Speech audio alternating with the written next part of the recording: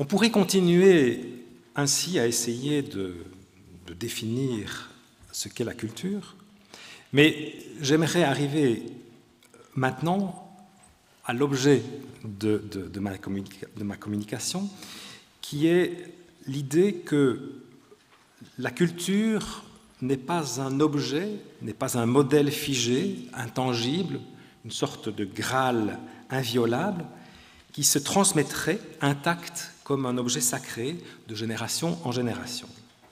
Pour moi, la culture est mobile, elle est de l'ordre de l'action, et en cela, elle appelle la créativité. Sans remettre en question la nécessité du savoir, il me semble que la culture doit permettre, avant toute autre chose, de se transformer, de grandir, d'évoluer par rapport à sa propre psyché et dans son rapport aux autres et au monde.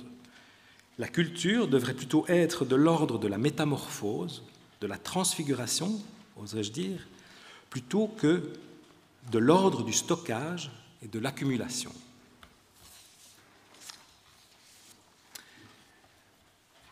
La culture, c'est aussi un état d'esprit d'ouverture, de disponibilité, qui permet d'envisager le monde dans sa diversité. Le métissage, la mondialisation, la transculturalité sont les réalités du monde d'aujourd'hui. Il me semble nécessaire d'aller vers la culture de l'autre, tout en creusant et en prenant appui sur sa propre culture. Et en cela, je ferai référence à un petit ouvrage du penseur français Pascal Bruckner, ouvrage qui s'intitule « Le vertige de Babel », dans lequel Bruckner montre de manière assez éloquente, en tout cas cet ouvrage appelle à la réflexion, il montre en fait que le cosmopolitisme ne peut être assumé pleinement que s'il est ancré dans une véritable connaissance de ses propres racines.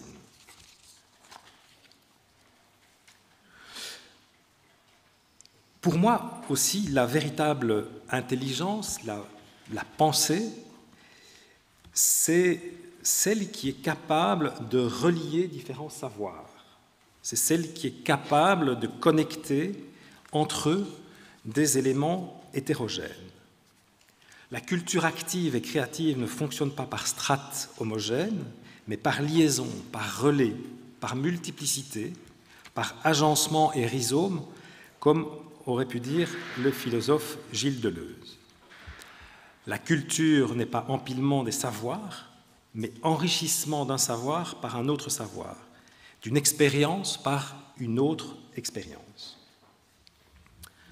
Cependant, ce croisement des savoirs n'est pas sans danger.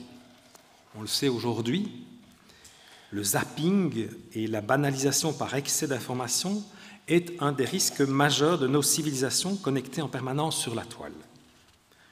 Le croisement des savoirs demande donc à ce que cette préhension multiple soit véritablement assumée pour devenir compréhension, non pas dans une forme d'éclectisme éclaté, mais dans un effort actif où les différents savoirs se prolongent, trouvent écho l'un dans l'autre et s'appellent mutuellement.